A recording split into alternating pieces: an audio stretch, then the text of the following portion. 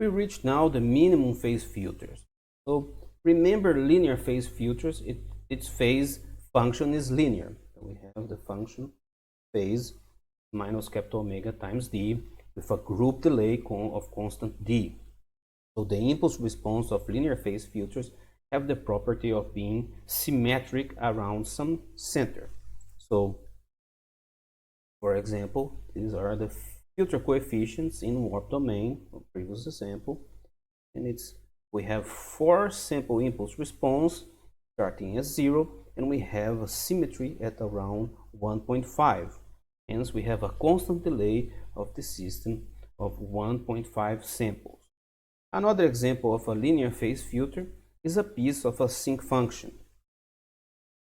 So this FIR filter has a constant delay factor of d equals to 5.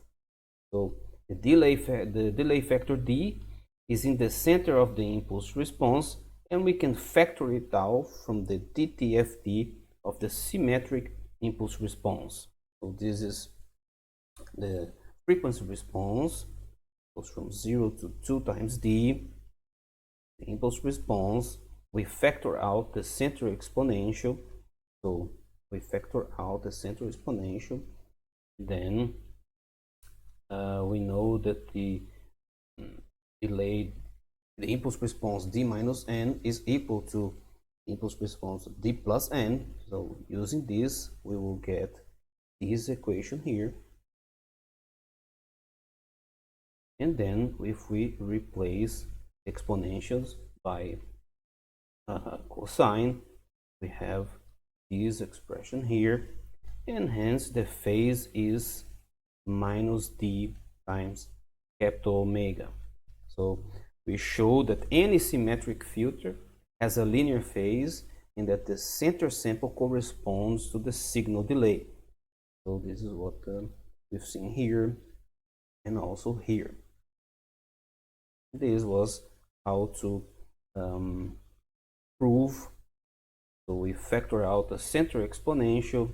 Now, instead of also going from 0 to 2 times d, we go from 0 to d. We know that this part of d minus n is equal to d plus n. And then we get to this equation here, and we take the phase as the angle.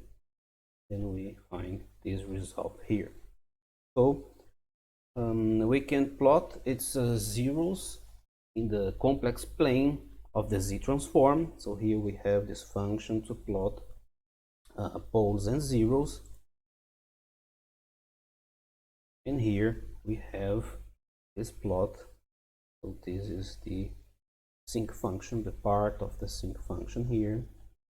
We are plotting the poles and zeros on the complex z-plane, field, the imaginary part, and we observe that the zeros near 1.9 and near 0.5 and on the unit circle. Its zeros are computed with the command roots we used here, and their magnitude with ABS. The magnitude of the zeros.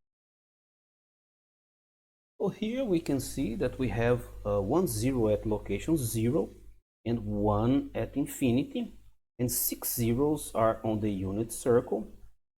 We have 1 at distance 1.93 from the origin, and 1 at distance 5 10 times to minus 1, which is the same as 1 divided by 1.93. We can see here we have the z-plane, the zeros. Here we have magnitude of the zeros. We have here this one. This one is a location distance 1.93 from the origin. And we have this one here, which is 1 divided by this. So hence for those 2 zeros, we have 1 0 inside the unit circle at distance r, and one outside the unit circle at distance 1 divided by r. So we are talking about these two zeros here. So linear phase systems and filters have the property that their zeros are inside and outside the unit circle in the z domain. For stability, only poles need to be inside the unit circle, not the zeros. But if we want to invert such a filter, for example, for equalization purposes, the zeros turn into poles, and the zeros outside the unit circle turn into poles outside the unit circle, making the inverse filter unstable. So this is a problem that we have. To avoid the instability of the inverse filter, we define minimum phase filters such that their inverse is also stable. So this means that all their zeros need to be inside the unit circle in the z domain.